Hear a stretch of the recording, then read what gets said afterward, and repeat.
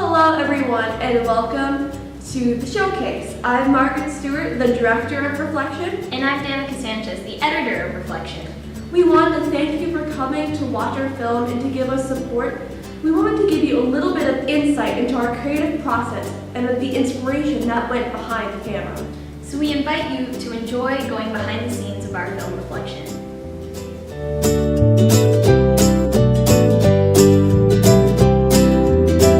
My inspiration for the film in directorial terms mostly came from the 1928 silent film The Passion of Joan of Arc, directed by French filmmaker Carl Theodor Dreyer.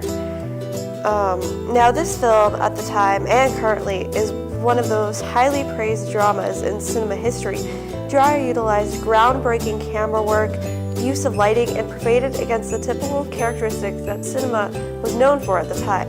The main actress, the one who played Joan of Arc, Renée Jean Falconetti, could wear no makeup, leaving her exposed, with Dreyer all too often shooting her face at close-up. This vulnerability revealed in the detailed close-ups coupled with high-key lighting, which reveals every imperfection in the face, created an overall dramatic and more realistic tone in the film.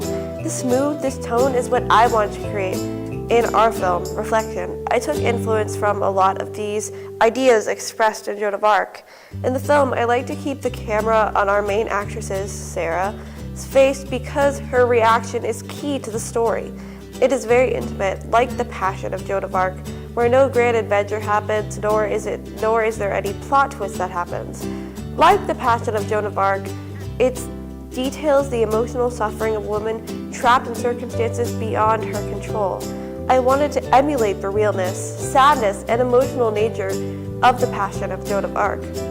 Storyline-wise, the film takes many elements from the animated film Coraline, which I think is very similar thematically. Both tell the tale of a teenage girl who is unhappy with her everyday life, so imagines another world to deal with the problems of her everyday life. Yet, like in Coraline, Caroline realizes that dwelling on the past is not healthy for her. She must learn how to move on, and this causes her to open up and talk with Krista in the last scene of the film. And I think that is the true beauty of the film's theme. It is tough to let go of the past, to let go of old aspirations, but this film shows that moving on is the healthiest option for all of us. And I think this theme appeals to all persons. We all have tragedy in our lives, all have something in the past that we cling to, but this film teaches that letting go a piece of that may be not so bad for your health in the long run. And I think this idea can truly resonate with anyone. We not only wanted to express the isolation and emotions of Caroline through the use of acting and cinematography throughout this film, but we wanted to also use special effects to create that feeling. This includes the utilization of tints or the adjustment of color.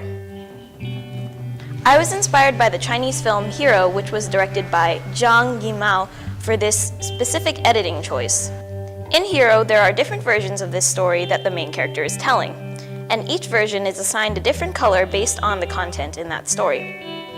For example, in this one sequence driven by passionate emotions and jealousy, the use of red was prominent in order to express that mood. Like Hero, I decided to assign a specific color to each sequence depending on the mood of our main character, Caroline. In this beginning sequence where Caroline is mourning her parents' death and she is isolated from the rest of the school, we used a gray tint so that the colors in this sequence appear dark, bland, and muted, similar to Caroline's emotions and how Caroline sees the world due to her depression. In our middle sequence, in Caroline's fantasy world where her parents are still alive and she is able to communicate with friends, I used a subtle pink tint. I wanted to use a bright color to emphasize the overly happy tone. And for the final sequence, we did not use a tint to represent Caroline's determination to return to her former self.